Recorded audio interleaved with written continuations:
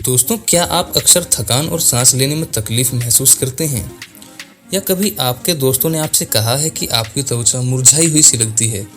अगर ऐसा है तो आपके खून में आयरन की कमी हो सकती है, जो इस दुनिया में पोषण से जुड़ी सबसे आम समस्या है। विश्व स्वास्थ्य संगठन यानी WHO के मुताबिक दुनिया भर में लगभग 30% लोग एनीमिया से जूझ रहे हैं। तो आइए आज इस वीडियो में हम आयरन और आयरन से युक्त खाद्य पदार्थों के बारे में गहराई से जानते हैं। सो हेलो एवरीवन, आप देख रहे हैं लेट्स नो और आज हम बात करने वाले हैं इसी टॉपिक के बारे में। दोस्तों, अगर हमारे भोजन से हमें पर्याप्त मात्रा में आयरन नहीं मिल पा रहा है तो इससे एनीमिया हो सकता है। एनीमिया एक ऐसी स्थिति है जिसमें शरीर की लाल रक्त कोशिकाओं में खनिज पदार्थों की कमी हो जाती है, जिसकी वजह से कोशिकाओं तक कम मात्रा में ऑक्सीजन पहुंच पाती है। लेकिन इस स्थिति जांच और इलाज स्वयं नहीं करना चाहिए, क्योंकि इस तरह के लक्षण न सिर्फ दूसरी समस्याओं के संकेत हो सकते हैं, बल्कि अतिरिक्त आयरन खाने से आपके लीवर को भी नुकसान पहुंच सकता है। इसीलिए इसकी जांच के लिए आपको किसी प्रशिक्षित डॉक्टर के पास ही जाना चाहिए। चलिए बात करते हैं कि डॉक्टर के पास कब जाना चाहिए। आपको डॉक्टर के पास जब जाना चाहिए जब आपको इनमें से कुछ महसूस हो, जैसे बेहद थकान और ऊर्जा की कमी, सांस लेने में तकलीफ, दिल की धड़कनें बढ़ना, त्वचा पर पीलापन आना। ब्रितानी नेशनल हेल्थ सर्विस और मायो क्लिनिक के मुताबिक ये एनीमिया के सबसे आम लक्षण हैं, लेकिन इनके अलावा एनीमिया के कुछ और लक्षण भी हैं, जैसे सिर दर्द और चक्कर आना, जीभ पर सूजन या दर्द होना, बालों का ज़्यादा झड़ना, कागज जैसी गैर खाद्य पदार्थों को खाने की इच्छा होना, मुंह में छाले पड़ना, नाखूनों का खराब होना, पैरों को बार बार हिलाने की आदत होना।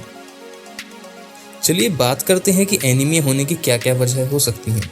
दोस्तों, वैसे तो किसी भी शख्स को एनीमिया होने की कई वजह हो सकती हैं, लेकिन इसकी मूल वजह है डाइट में आयरन की कमी होना, क्योंकि हमारा शरीर अपने आप ये खनिज पैदा नहीं कर सकता।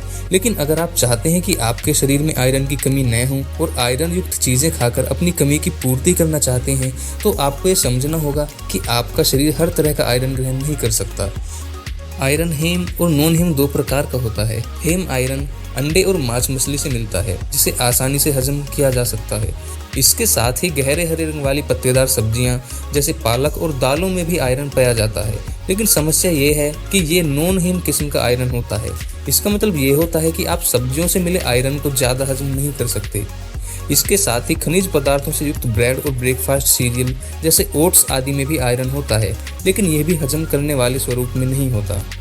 दोस्तों, आप जिस तरह से अपना खाना तैयार करते हैं और उसके साथ आप क्या पीते हैं, उससे फ़र्क पड़ जाता है कि आप उसके साथ कितना आयरन ले रहे हैं।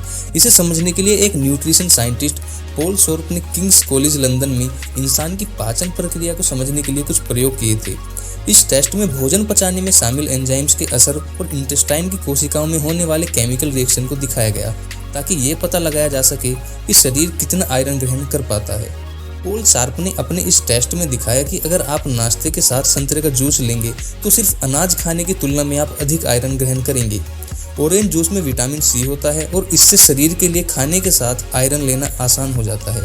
लेकिन अगर आप सुबह के नाश्ते में अनाज के साथ कॉफ़ी पीते हैं तो आप कम आयरन ले पाएंगे।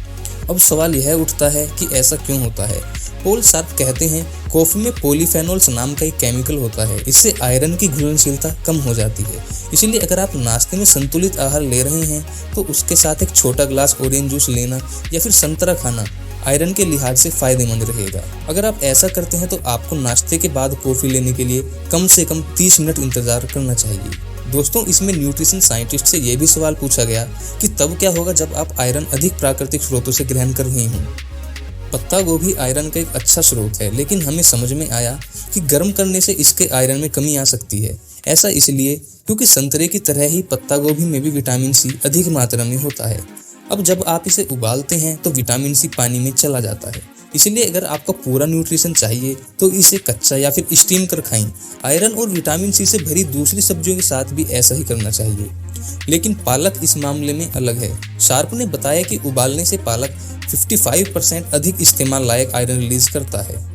इसका कारण उन्होंने बताया कि पालक में ऑक्जेलेंट होते हैं जो आयरन को बांधे रखते हैं। शार्प बताते हैं, जब हम पालक को उबालते हैं तो वो पानी में ऑक्जेलेंट छोड़ते हैं और मौजूद आयरन के सोखे जाने की संभावना बढ़ जाती है।